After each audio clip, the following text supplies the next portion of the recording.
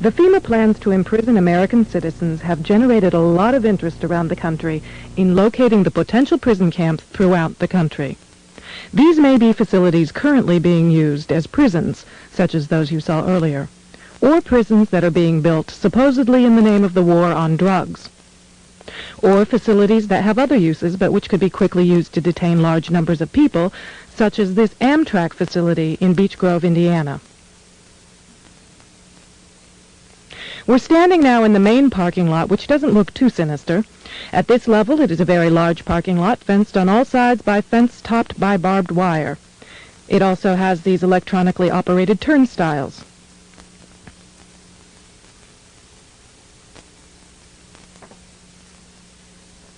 There is also a surveillance camera, just like we saw at the FEMA facility, pointing out to the parking lot, and a helicopter windsock.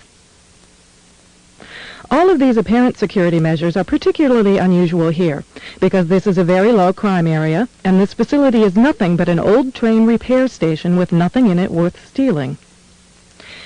In this portion of the parking lot is a brick building, suitable for processing, next to a gate that leads right out to the railroad tracks, and all of this is contained inside a fully fenced area, now 3 layers deep in fencing at this point.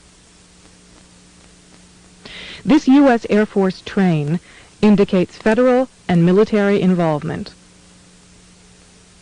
Facing the opposite direction, you can see that this area, too, is a very large fenced area with railroad track running the length of the fence and plenty of warehouses.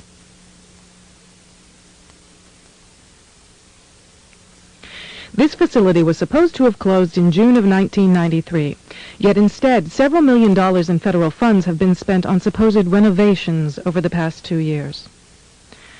Helicopter windsocks and markers are evident throughout the property. This small building is the only way into a particular fenced area. Inside this building we see more of the motion-activated detectors, electronic turnstiles, and prison bars.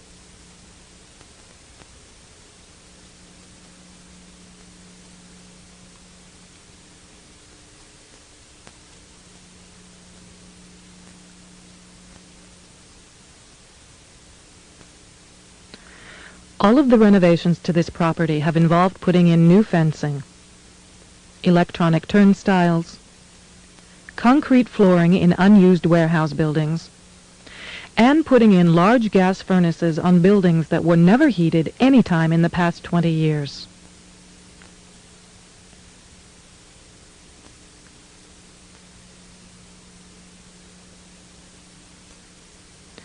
Outside this building is fencing and a cattle run section of fence, all topped by barbed wire, pointing inward, not to keep people out, but to keep people in. This was common throughout the facility, particularly the new fencing that had been erected.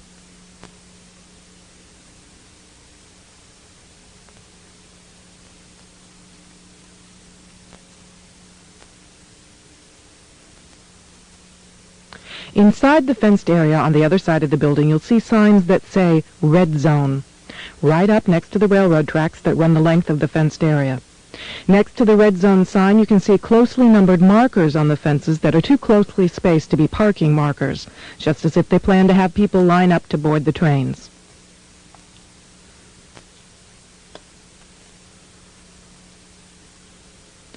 Here's a helicopter marker on the power lines outside the facility, indicating expected helicopter traffic, and again, another tall radio antenna.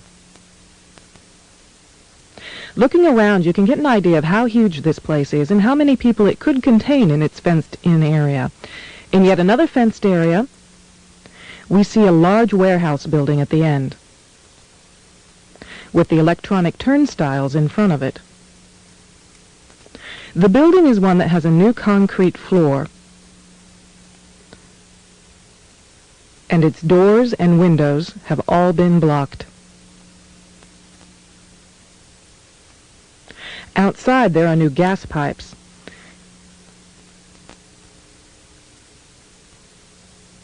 Even as we were filming, a black helicopter flew over us, observing what we were doing, which has happened many times when we have been at the facility.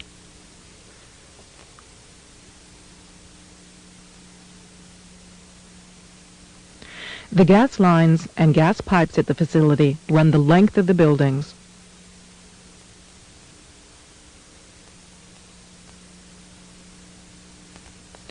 And come out at some very, very large brand new furnaces that have been installed at the buildings throughout the facility.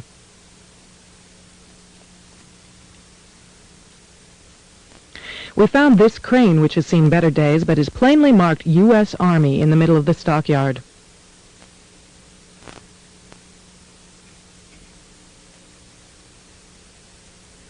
We found other fully working military trucks and equipment here at other times. Inside the facility, we found large fenced-in areas next to the railroad tracks marked Green Zone and Blue Zone, suitable for holding a lot of people. Many of the old warehouse buildings have had new concrete floors put into them. Unused sections of railroad track have been dug up and replaced, and from the supplies in the stockyards, it is obvious they will be doing even more construction and fencing.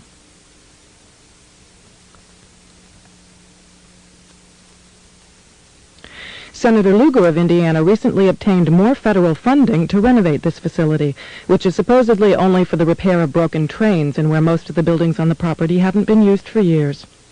It certainly appears they are expecting more than just broken trains.